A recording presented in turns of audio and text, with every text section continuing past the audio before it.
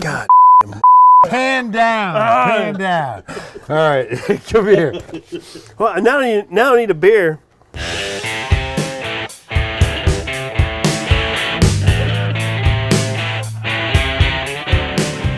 Hey now, welcome back in the shed. I'm Troy, this is Dave. The topic tonight is the top 3 bass players of all time, which was another difficult topic to narrow down to 3 for sure. Maybe for you. Maybe for me. I mean, Nikki Sixx, of course, is going to be the #1 spot on both of our. Oh, God, help me. All right. Why don't you start off, Dave? What's your number 3? All right, my number 3 is Paul McCartney.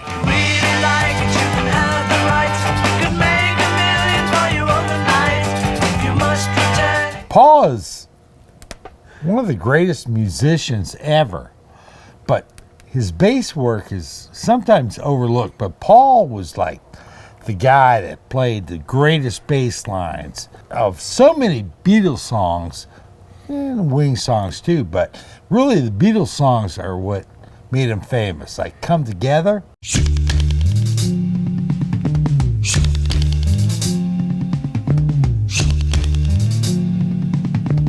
Even on the George Harrison song Something, listen to the bass lines in there. They're beautiful. Don't want to leave her now. You know I believe in how. And then like Don't Let Me Down. Don't let me down.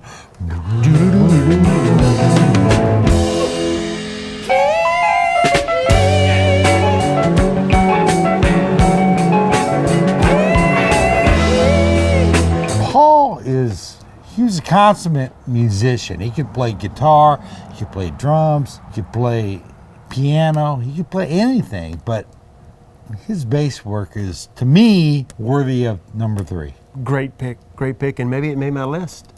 You never know. You just What's have to your wait and number see. 3? My number 3 is Geezer Butler.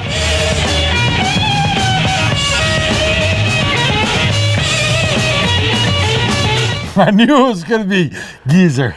In fact, Tom Azar said, I bet you Troy picks Geezer Butler. You know what? He not only plays good, but he looks cool when he's playing it.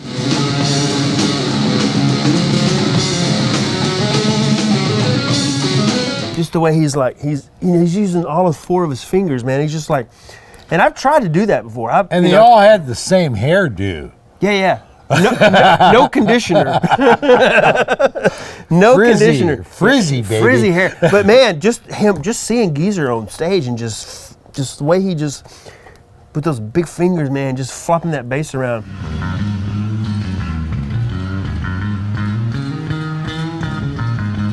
He's pretty much playing along with Tony Iommi's riffs. Yeah. But he's also dancing around it too at the same time. You know, he's playing the riff, but he's like moving around the riff.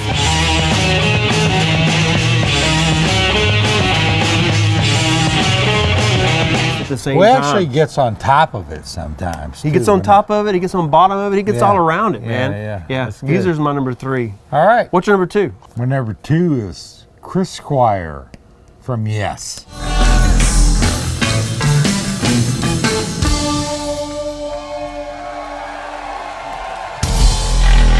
Chris Squire drew from a lot of Paul McCartney and John Entwistle, but he was really one of the guys that became like a lead bass player.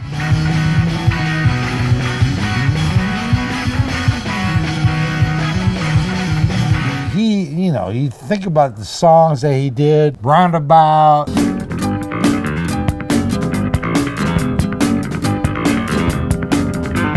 Oh, that's a great bass line. Oh, man. Yours Is No Disgrace. On a sailing ship to nowhere. But he was also a great harmony singer in that band, along with John Anderson. I mean, I love Yes. I mean, I can't tell you how much I love him. I was turned on. I saw him in high school, and In the Round. Yes played this tour where they played In the Round, and it was on the Going for the One album, I believe. But man, Chris Squire is just a beast. He should be my number one, but I'm going to hold him back because the guy I got for number one is worthy of number one. But if my number one and number two could go back and forth. Yeah, well, they all could go back and forth. Yeah. On any given day, any one of these can be one or two or three for sure. No, Chris Squire is an amazing bass player. He died a few years ago. He was really the only original member of Yes from like the beginning up till they split off and they did all this stuff. But he predated Steve Howe. Yeah, I mean, Steve Howe was, one of my favorite guitar players of all time. But Chris Squire was the guy that was there from the beginning. And that's my number two. That's a good number two. My number two is your number three, Paul McCartney. It's based on a novel by a man named Lear, and I need a job, so I want to be a paperback writer. First of all, I love the Beatles. I love Paul McCartney, and he is a great musician. He can play he can play every instrument that was ever invented, pretty much. Yeah.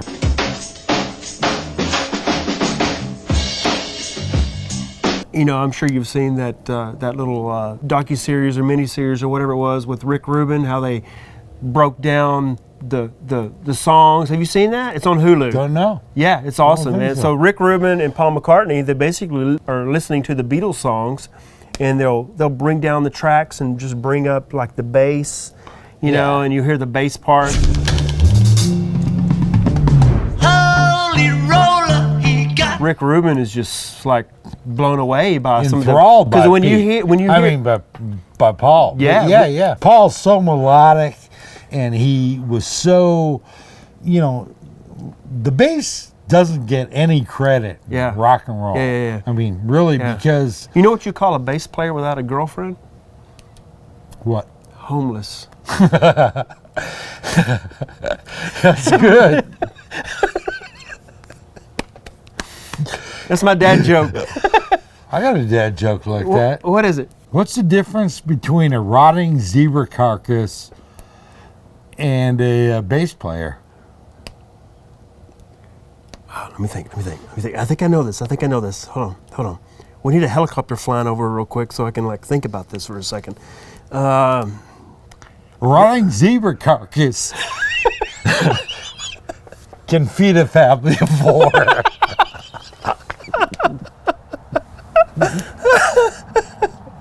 That's true. All right, let me say it one more time.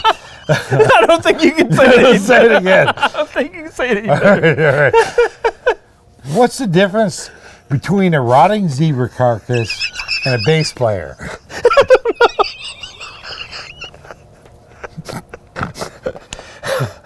A rotting zebra carcass can feed a family of four.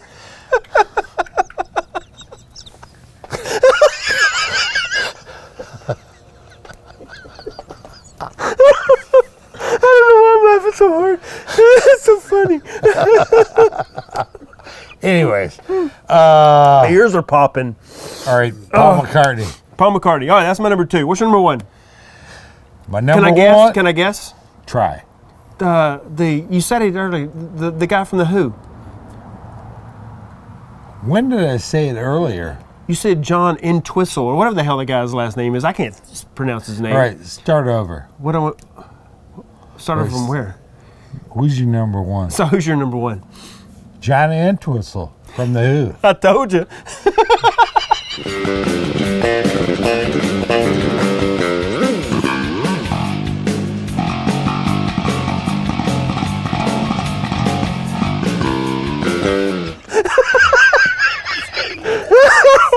When did you say that? You said it earlier. Earlier before we No, decided. you said it a while ago. You were saying something about it. Okay. You said it. You said his name. When you watch this episode Well, back, no. I mean, Chris Squire was influenced by Johnny Entwistle. yeah, I know. You said and the guy's Paul name. McCartney, How do you yeah. say his last name? Entwistle. Entwistle. What a All right, name. let's What a start name. over. No, we don't need to start over. This is great. right. This is gold, man. Anyways, John Entwistle is also known as the Ox and also known as Thunderfingers, Oh, wow. is the greatest bass player of all time.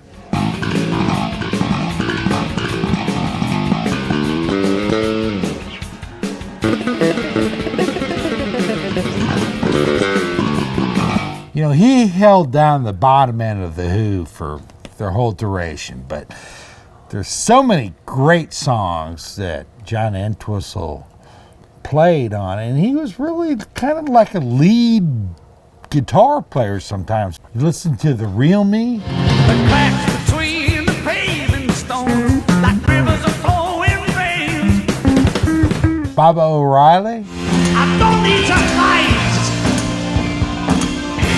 to prove I'm right. Eminence Front. Man, that's a great song, man.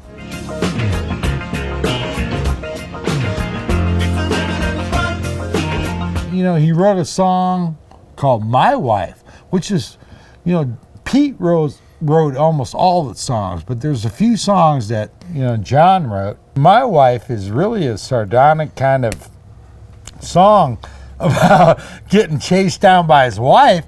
He's going to get killed if he doesn't fucking get away.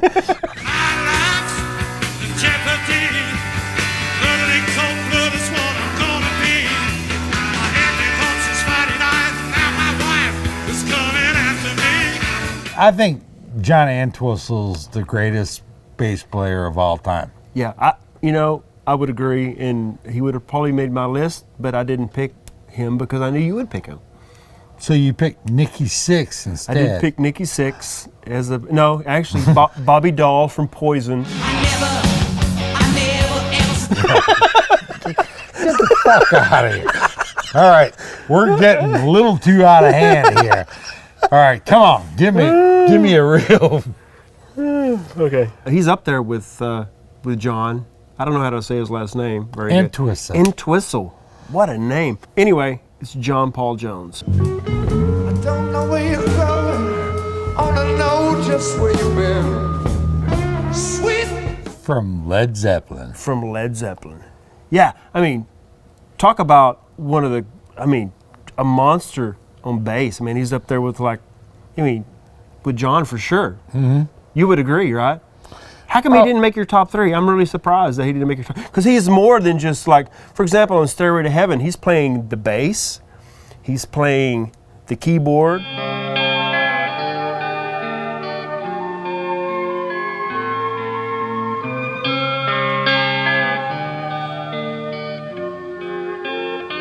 He's playing like 3 different sort of like flute instruments.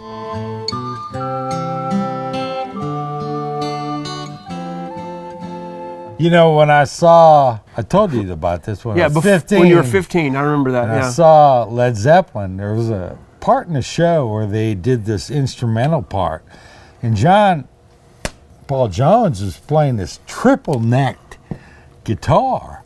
Yeah. It was like part bass, part guitar, I think part mandolin. Yeah, he played mandolin too, yeah. Yeah. They sat down in the stage in the middle of the show, and they did like Going to California, did all these other songs that were the acoustic songs, a lot of them off of Led Zeppelin 3. Yeah, John is the consummate.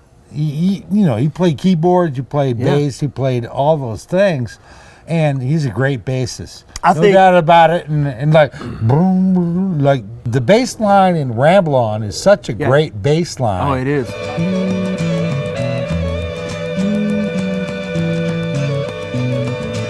That's one of my favorite bass lines of all time. He goes, ramble on, doom, doom, doom, doodle, doodle, doodle, doodle, doodle.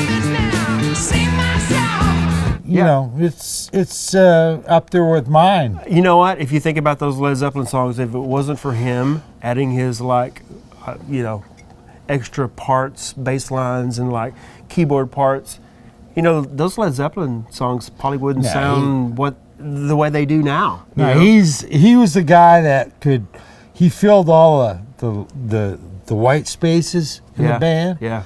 All those members at Led Zeppelin were just amazing musicians. I agree. And those bass players from the 70s, 60s and 70s were like, there was so many amazing I was picking bass players that were more virtuosos. Yeah. But John Paul Jones is one of those guys that filled all the spaces that Zeppelin needed him to fill, and he played them beautifully, and he wasn't a flashy guy.